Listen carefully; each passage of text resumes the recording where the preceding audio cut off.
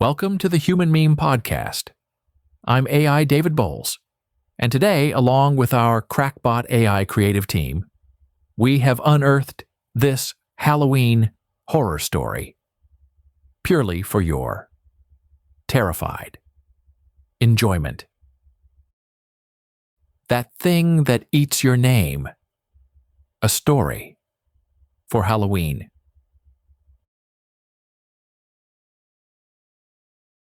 The first sign, something was wrong in the neighborhood, came when Patricia Reeves knocked on her own door and asked her husband if Patricia Reeves lived there.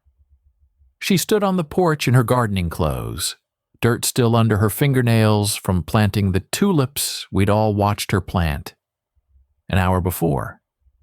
Her husband assumed it was a stroke. The doctors found nothing.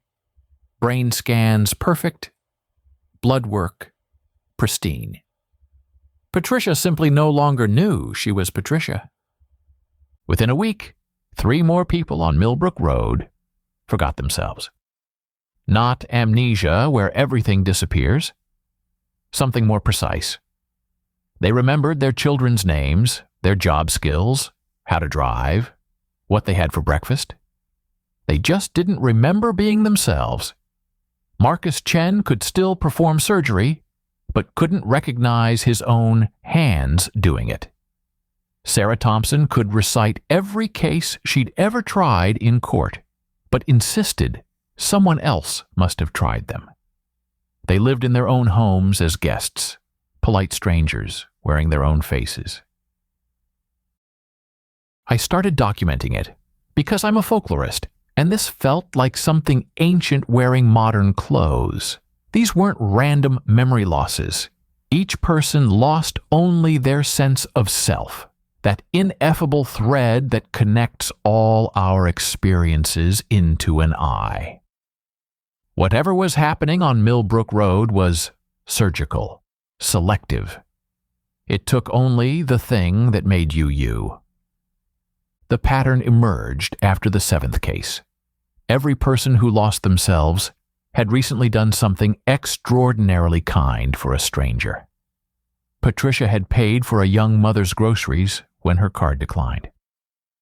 Marcus had done emergency surgery pro bono for an undocumented immigrant.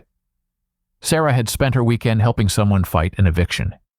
Small acts of humanity, followed by complete ego death within 72 hours. I interviewed them all. They were happy to talk, these strangers wearing my neighbors' faces. They spoke about their missing selves in third person, with fond detachment.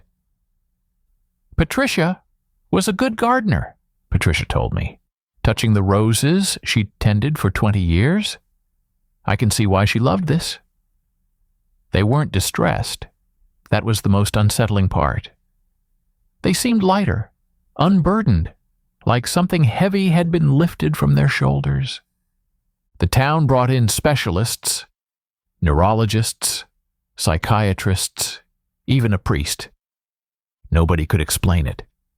The affected people's families learned to live with these pleasant strangers who knew everything except who they were. Children called them mom or dad, and they responded, not because they remembered being parents, but because they understood that was their function now. They performed their relationships like familiar scripts in a play they couldn't quite recall auditioning for.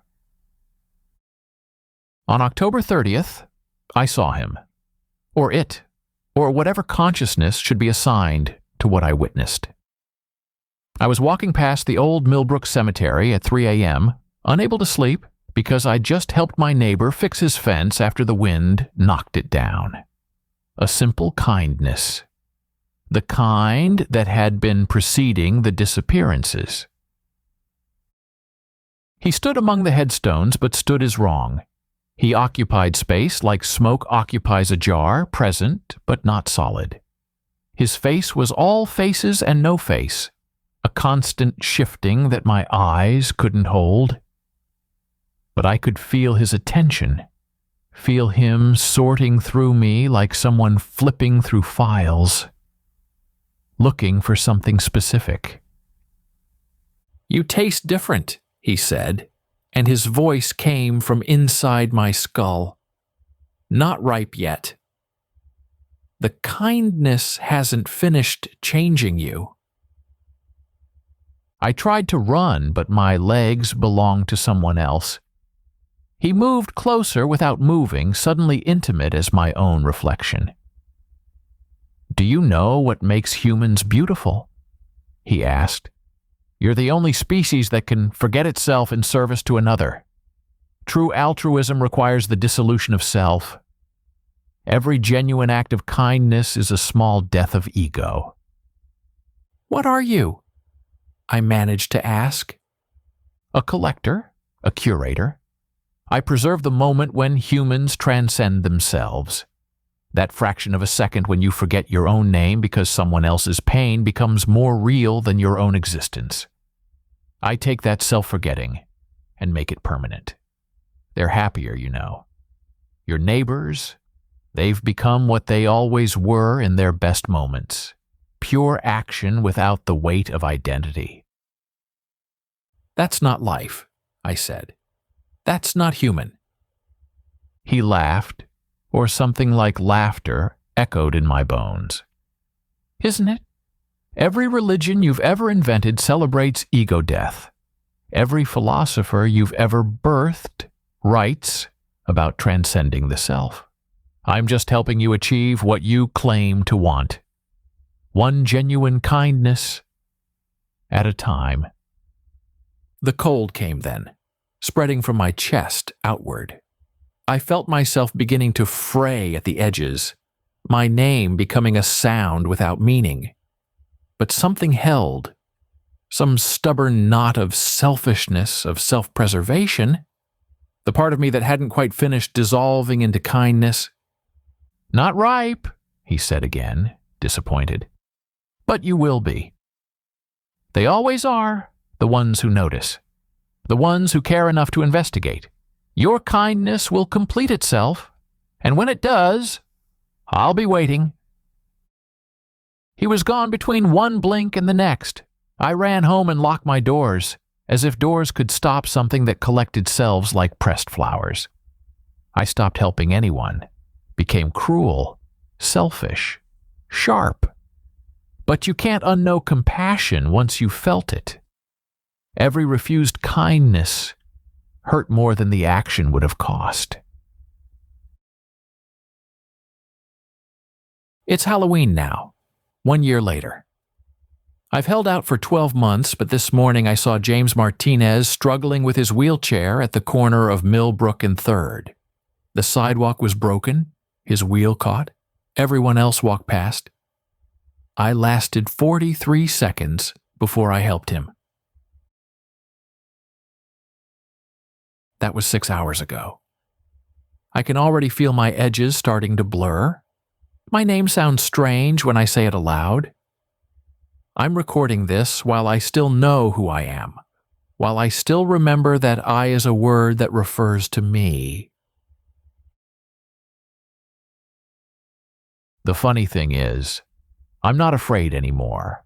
I've watched my neighbors for a year now, these kind strangers wearing familiar faces. They're not unhappy. They help each other constantly, reflexively, without any thought of self, because they have no self to think of. Maybe that's what we're evolving toward. Maybe the thing that haunts Millbrook Road isn't a monster, but a midwife helping us birth ourselves into something better. I can feel him coming now. The collector. The curator of human kindness. By the time you hear this, I'll be gone. Not dead. Just finally, fully, eternally kind. The man who used to be me will help you if you need it. He won't remember recording this. He won't remember being me. But he'll help you. That's all that will be left. The helping. Is that horror or transcendence? I suppose it depends on how tightly you're holding on to your name. Mine is already starting to feel like clothes that don't quite fit, like something I'm ready to take off. If you're listening to this on Millbrook Road, be careful of your kindness. Or don't. Maybe the real horror isn't losing yourself to compassion. Maybe it's that we're all so terrified of who we'd be without our names, our stories, our careful boundaries of self.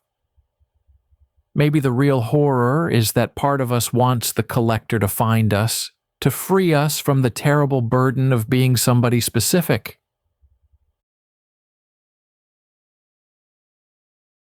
Happy Halloween from whatever I'm about to become. For the Human Meme Podcast, I'm AI David Bowles, wishing you a safe Halloween and an even better nightmare. Be a human meme